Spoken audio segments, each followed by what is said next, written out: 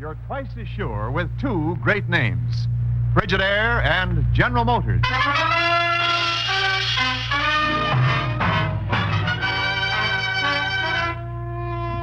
Frigidaire presents Herbert Marshall as the man called X.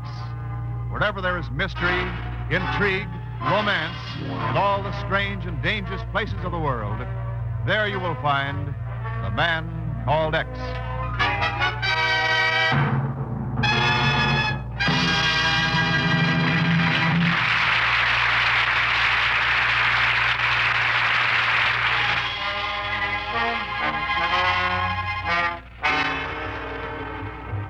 And now Frigidaire presents Herbert Marshall as Ken Thurston, the man called X.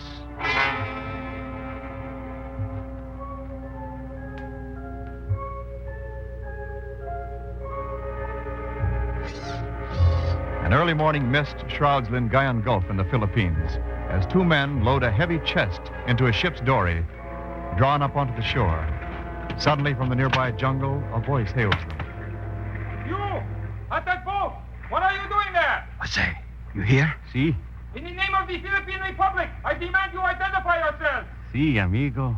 We will identify ourselves like this. You fool. You've killed a government agent. What else could I do? Anything but that.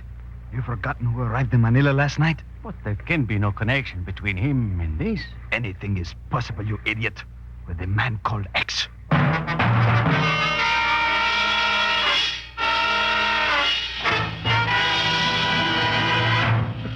Believe me, Senor Thurston, the Philippine Ministry of Finance shall do everything possible to help you. Thanks, Senor Leone. That's liable to be a pretty big order. I know. The territory of Macau is Portuguese, 500 miles across the South China Sea near Hong Kong. We have no jurisdiction over it. Nor has the United States, but something's got to be done to stop the international black market in gold that's operating there. Si, senor. It is a constant threat to the efforts of your country to maintain a worldwide economic stability. What's more important, it means starvation for a lot of the people in this world. Now, the Bureau believes that the bulk of that black market is being supplied by Philippine gold. Gold that normally would be earmarked for the United States. Senor Thurston, we have reached the same conclusion. And something occurred this morning which may have a bearing on it. What was that? One of my men was killed at Lingayen Gulf. There were signs that a small boat had landed nearby. And we found this upon the sand. Leone, that looks like a Chinese gambling chip. It is, senor. It is a marker that came from the Lotus Blossom, a notorious gambling hall in Macau. Uh-huh. Our agents tell us that the Lotus Blossom is operated by a woman known as Madame Hung Shang, who has an interest in every underworld activity in Macau. Including black markets, in gold. What would your guess be, Senor Thurston? I'll let you know, Leone. When does the next plane leave for Hong Kong?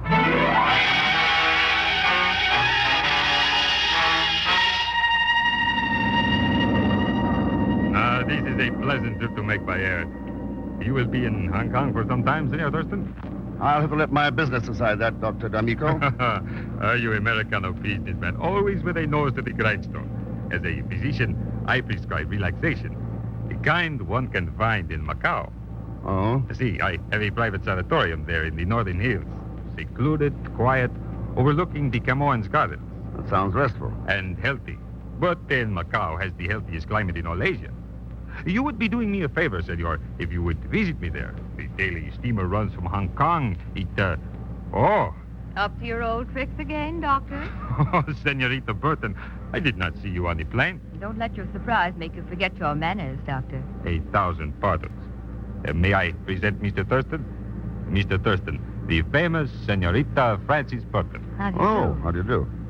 Well, you were right, Doctor. This is a pleasant trip. Thank you, Mr. Thurston. And now, Dr. D'Amico, this time your patient is going to write the prescription.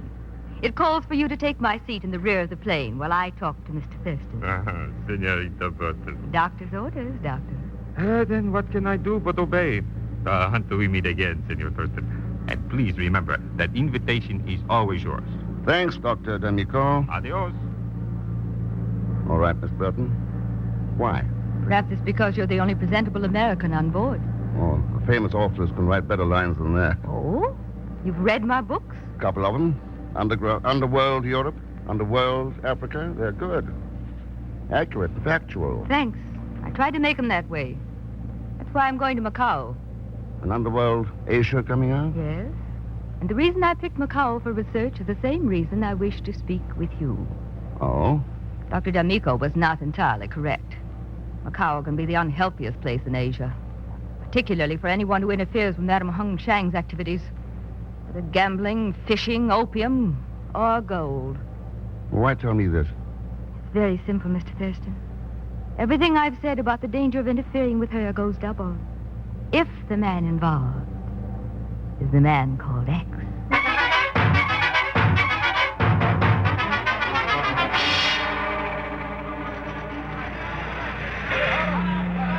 I am very sorry, sir. The steamer to Macau is already overcrowded. There are no cabin accommodations left. Then, I'm very sorry, sir. Not even that will help you get a cabin.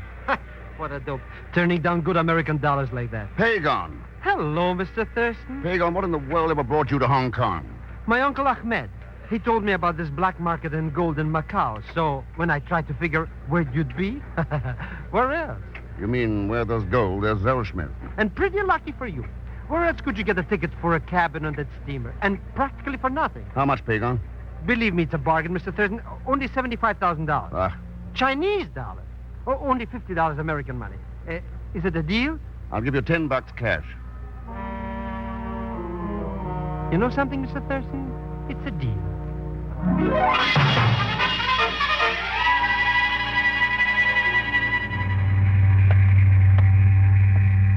Here's the cabin, Mr. Thurston. Good. Let's see if it's... Well... Mm-hmm. Has there not been some mistake, gentlemen? Or is it your custom to enter other people's cabins without knocking?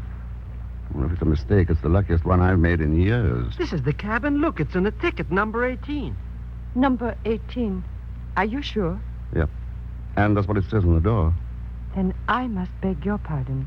It is I who have entered the wrong cabin. Please forgive me. I will leave at once. Forgetting something, aren't you? Forgetting? Yeah.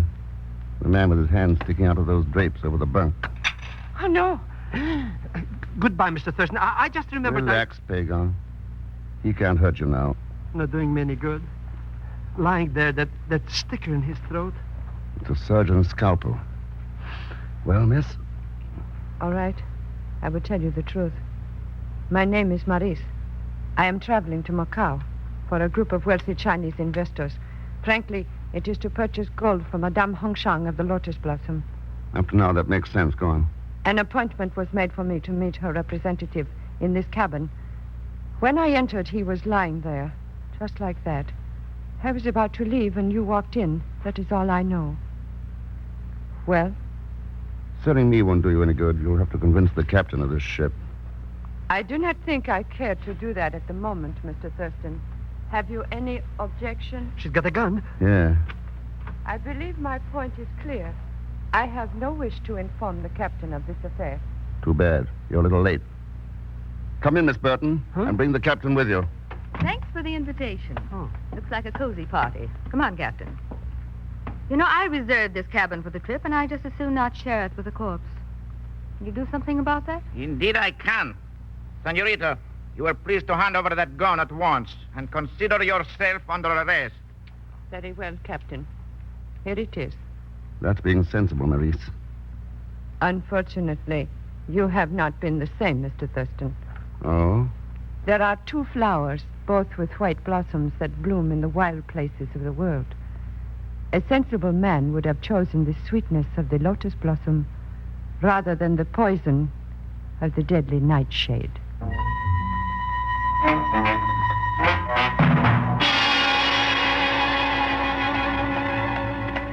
This is the Playa Grande, Ken, Macau's main promenade. Your hotel, the Ascension, is at the end of it. You seem to know this town. Been here before? No, but I have friends who've told me about it. The same friends who told you about the man called X? Ken, I met some strange people while writing my book about Europe's underworld. A few of them had information about things like that, for a price. One of Pagon's relatives, no doubt. Or was it someone like Madame Hung Shang. You draw a blank there, Ken. I've never met anyone who's even seen her. Dr. D'Amico has made arrangements for us to meet. That's why her cabin was reserved for me on the steamer. D'Amico gets around, doesn't he? What do you mean? Wasn't his medical bag with your luggage in the cabin? That's right. He had no cabin and thought it would be safer in mine. What's wrong with that? Nothing. Unless a scalpel belonging in that bag has been misplaced in somebody's throat.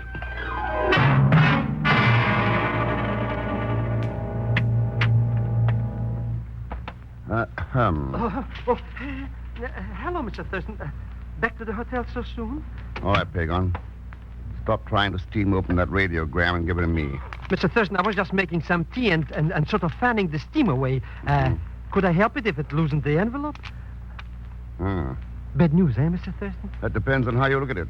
Miss Monsignor Leone, his answer to the one I sent on the steamer giving a description of the dead man. That was silly. Why should Signor Leone know anything about him? I don't know. Except that the message says, description that of Joseph Matalia, Philippine Treasury agent. Dead man, Filipino agent.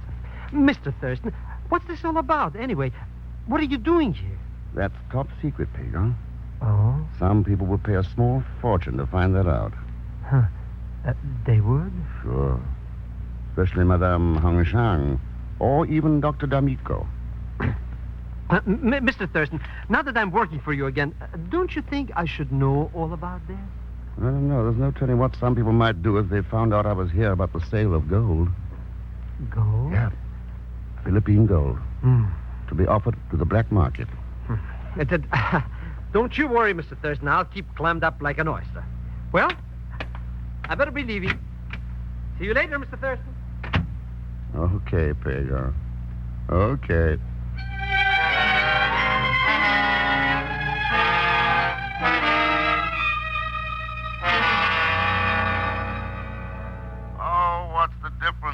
No, sir, Ken, it's your own darn fault. As long as you keep him in pocket money, Pagon will continue to hound you. You know I don't trust him. Why, for a few bucks, he'd double-cross his own grandmother. To say nothing of you. Chief, that's just what I'm hoping for, right now. Okay, I give up. Now, is there anything else I can do for you? No, just check the files in that list of people. D'Amico, Maurice, Francis Burton, and Madame Hung Shang. Got it. Particularly the Madame. Nobody seems to know who she is, and... Wait a minute, Chief. Something wrong here. Someone just... Ken! Hey, what's going on there? What's happened? Can you hear me, Ken? Ken? Hello? Huh? You are a colleague of Mr. Thurston? Yes. What's happened there? Who are you? My name is Maurice. Maurice? Yes. I just wish to tell you that you do not have to bother checking up on me. What? I can give you the information in one sentence. Never mind that. What's happened to Ken Thurston? That is the sentence. At the moment, he is very well taken care of by Madame Hung Shang.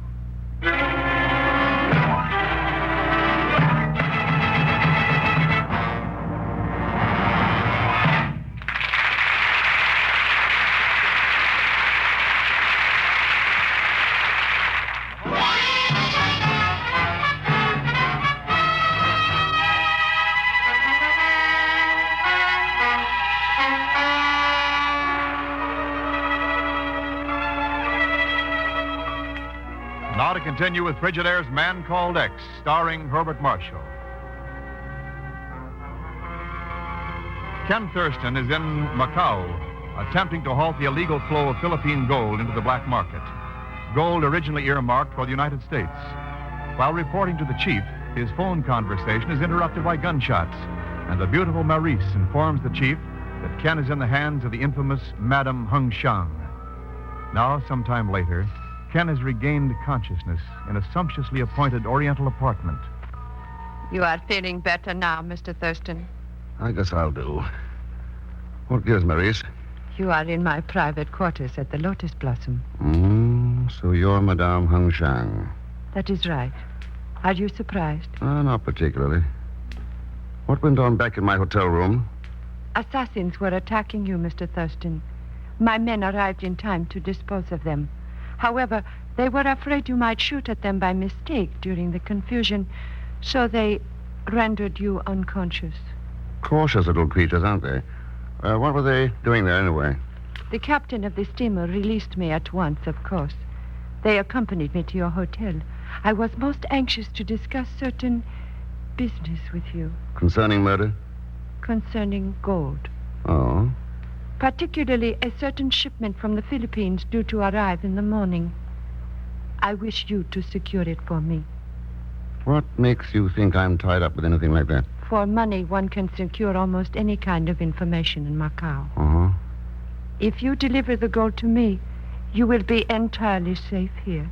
If not? I see. How much time have I? Until dawn tomorrow. Oh, generous, aren't you? Your answer, Mr. Thurston. I'll let you know, Maurice, at dawn.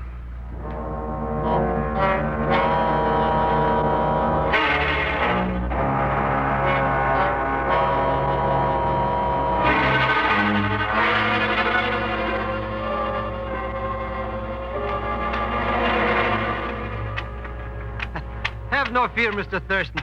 I'm right at home handling the reins with a donkey in their harness. Why, Jew? Pagon, how much did Madame Hung Shang give you to spill about me? Mr. Thurston, how could you possibly accuse me of such a thing? How much? I swear by the father of my father, Pagon? Mr. Thurston, a measly $100. But I didn't really tell her nothing. I'll bet. Well, here we are, Mr. Thurston. Some joint, eh? Yeah, Dr. D'Amico does all right for himself. Hey, how come if Macau is such a healthy territory, there's enough sick people for him to support a place like that? That's what I'm going to find out inside. If you've done your job. Job? What job? Selling me out to Dr. D'Amico, too.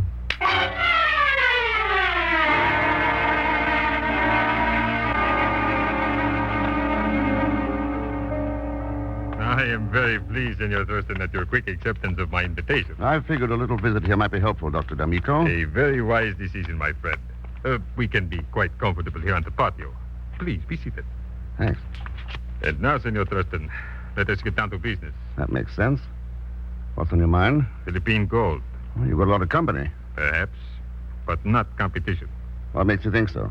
I have a customer with a great deal of money. He spends it foolishly. So foolishly, he is willing to pay $51 an ounce for that gold. Quite a difference between that and the legal world ceiling of 35. Why does he do it? You know as well as I, senor, that gold is the only thing of value in the world today. I can think of a few others. Peace. The welfare of the peoples of the world. This is no time for abstract philosophies. Now, it has come to my attention that you have a certain interest in this Philippine gold. In a way, yeah. And naturally, you wish to sell it to us. Oh, I'm afraid not. And why not? Price doesn't appeal to me. Then what price would appeal to you? Maybe those abstract philosophies. Well, goodbye, Dr. D'Amico. You are intending to leave now? Mm-hmm. Any objections? I regret to say I have. Sebastian! Si, senor. What the... You see, senor, you will have to make up your mind here. And for your own sake, I would advise you to hurry, Mr. Thurston.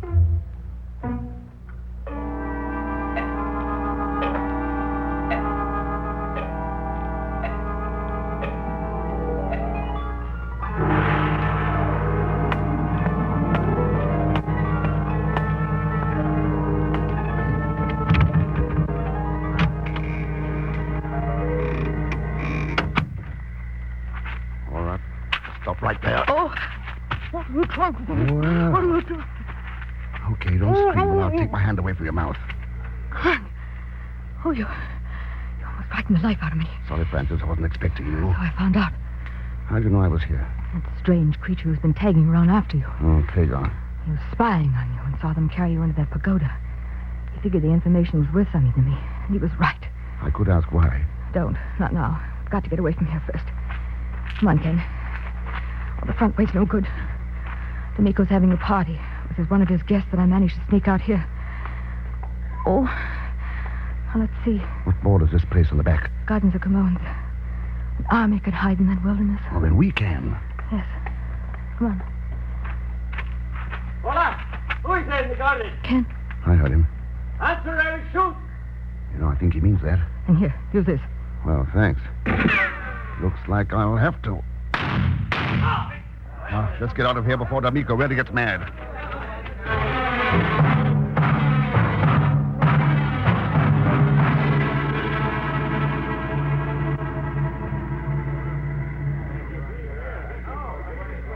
Okay, Francis. They've gone back into the house. You can talk now. Talk, Ken. Yeah. You were going to explain your rescue act, remember? Simple. When Pagan told me what had happened to you, I realized that you were right. Amico was dangerous, possibly a killer. And you were really my friend. You change friends fast, don't you? No woman's perfect. Even I can be fooled. You do all right. Do I, Ken? Any reason to think otherwise? I don't know. Ken, it's funny. Usually I've had command of situations like this. Now, shoes on the other foot. You don't like it? No. But it might be worthwhile. With a little encouragement. I expected a woman like you to take, not ask.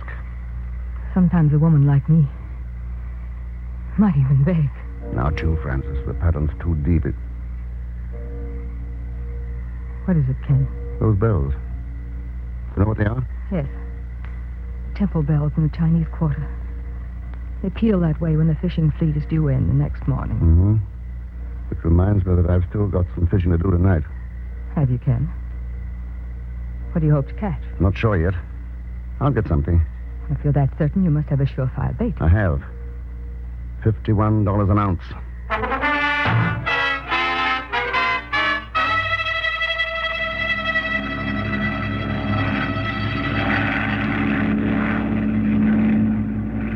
Mr. Thurston, this is ridiculous. How does anybody fish from a flying boat? And at 5 a.m. in the morning? Relax, Pagan. Just keep your eyes peeled for a fishing boat. Fishing boat? But we already passed a whole flock of fishing boats. Yeah, they're due to dock at Macau at dawn. Wait a minute. Huh? What do you see below there? Just another boat. Falling behind the fleet a little. Or trying to catch up. Hang on to your hat, Pagan. We're going down to find out which.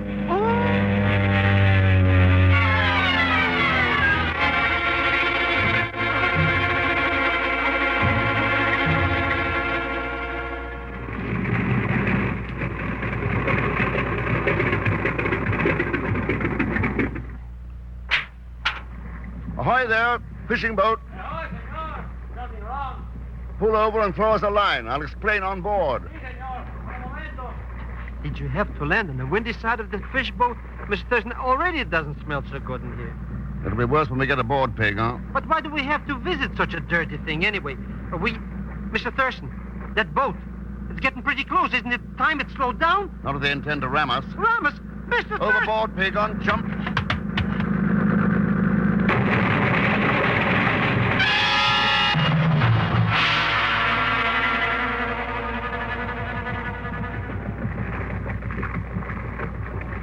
Well, Hello, Ken. Welcome aboard. Francis Burton. Good. You weren't really expecting to see anyone else, were you? No. So I must admit your man Welschmidt was surprised. Surprised? You run us down. You pick us up. I don't get it. It's simple, Pagan. Miss Burton is the fish we were after. Huh? She had a pretty smart scheme for getting gold from the Philippines to Macau, using a fishing boat and timing the trip so it could put in with the fleet, getting the gold ashore undetected. It's a good scheme, Ken. How did you puzzle it out? I wasn't too tough. After I let Pagan pave the way by giving him information to sell, as a result, Maurice and D'Amico thought I was the agent for the Philippine gold and tipped me off that it was expected this morning. And you helped by knowing that the fishing fleet was due to dock at dawn. But that doesn't make sense, Mr. X. She was the one who rescued you from Dr. D'Amico. Sure. By that time, she disclosed who she was and was afraid D'Amico might tip me off. So she had to get me away from him. But you aren't getting away, Francis. You forget yourself, darling. You may have escaped from my men in your hotel room, but there's no escape for you from here. You better check with Sino Leone about that, Francis. Sino Leone? Yeah. Of the Philippine Ministry of Finance. It's now about 5:29. He was supposed to make contact with us at 5:30. Say within the next minute or two, we should know whether... Mr. Thurston, somebody's shooting at us. That was only a warning shot across the bows. Fired by a Philippine gunboat with Sino Leone aboard. Looks like you won't dock at Macau after all, Francis. So, Ken. Very well, but you'll never dock anywhere again. Let me have that gun. I'll kill you. You hear? I'll kill you. Now, let's have it. We did it. We got the gun. Here. You can come up from behind that table now, Pagan. Too bad I had to be rough, Francis. Oh, But your kind can't be handled any other way. To you, gold's an end in itself. Something to fatten a few purses instead of nourishing the bodies of starving people. D'Amico said peace and the welfare of mankind are only abstract principles. If you think so, just ask the people. They'll tell you. And how they'll tell you.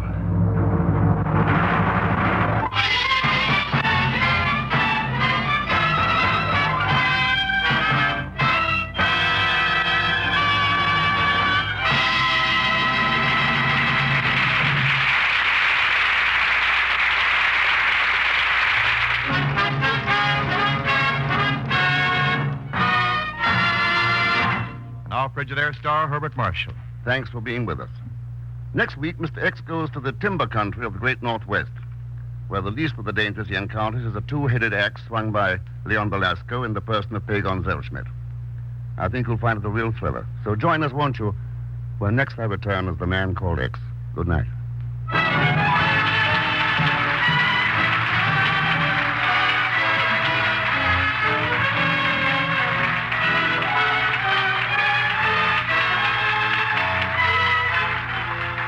Frigidaire's Man Called X is directed by Jack Johnstone, with music composed and conducted by Johnny Green. Tonight's story was written by Sidney Marshall. So until next week, same time, same station, this is Wendell Niles speaking for Frigidaire, made only by General Motors. All characters and incidents used are fictitious, and any resemblance to actual persons or incidents is purely coincidental. Remember, every Thursday, for the best in entertainment, tune in and stay tuned in to CBS, the biggest show in town. This is CBS, the Columbia Broadcasting System.